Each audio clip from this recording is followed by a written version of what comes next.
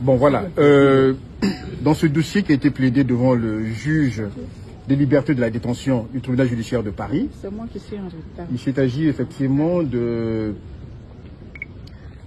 plaider sur les nullités de procédure. Donc, il y a eu 3 nullités de procédure. Il y a une nullité concernant les conditions d'interpellation de M. Souleymane Gbagbo Koné, des conditions que nous avons trouvées illégales, du fait que le code de procédure civile, le code de procédure pénale est très clair là-dessus, qu'il faut que quelqu'un soit soupçonné d'avoir commis un délit pour être effectivement interpellé comme il a été. Alors, il apparaît que dans ce dossier, le prétexte qui a été trouvé pour interpeller M. Koné, c'est le fait, effectivement, qu'il soit en situation irrégulière. Et donc, il y a une fiche qui a été établie par le préfet, signalétique, qui, effectivement, a motivé l'interpellation par les policiers violemment de M. Koné. Or, il se trouve que dans le dossier, M. Koné a fait des diligences auprès de la préfecture pour régulariser sa situation. Il justifie à cet effet une convocation pour le 17 septembre prochain. Ça signifie que la préfecture le convoque le 17 septembre prochain afin qu'il aille déposer son dossier pour qu'il soit régularisé.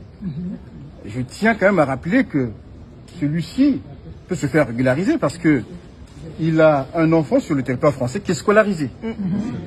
D'accord? Et que lui, ça fait plus de 7 ans quand même qu'il est en France. Donc il réunit des conditions, effectivement, pour régulariser sa situation. Donc, la fiche du préfet, qui est le motif même de l'interpellation de M. Koné, n'est pas fondée. Parce que M. Koné n'est pas en situation irrégulière. Puisqu'il y a une convocation. Bravo, ça c'est voilà. Ça mérite un don.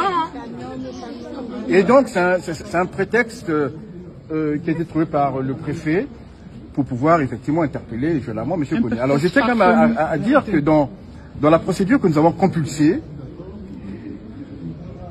on dit dans le procès verbal d'interpellation que le préfet a envoyé des policiers faire le pied de grue devant l'immeuble de M. Koné et ils y sont restés de 15h à 20h. Ce qui n'est pas normal. De 15h à 20h.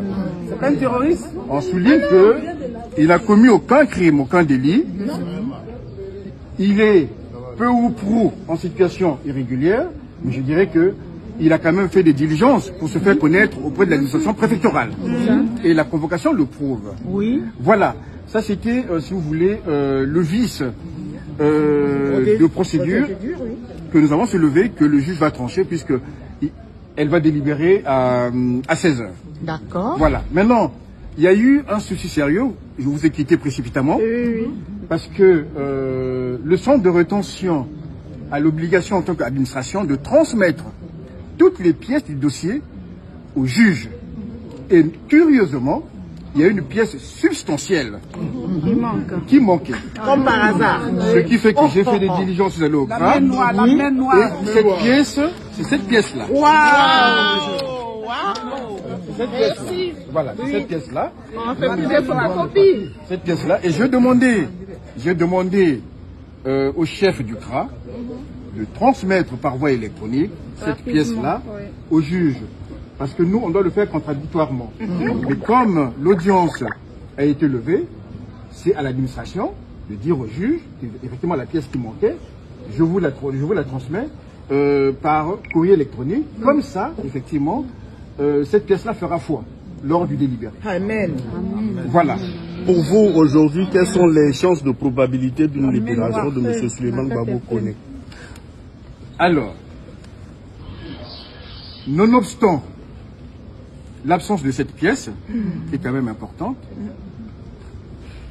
puisque nous avons quand même plaidé une assignation à résidence, qui signifie tout simplement que M. Koné, au regard de sa situation administrative, n'a pas effectivement à rester dans un centre de rétention. Amen. Puisqu'il justifie d'un billet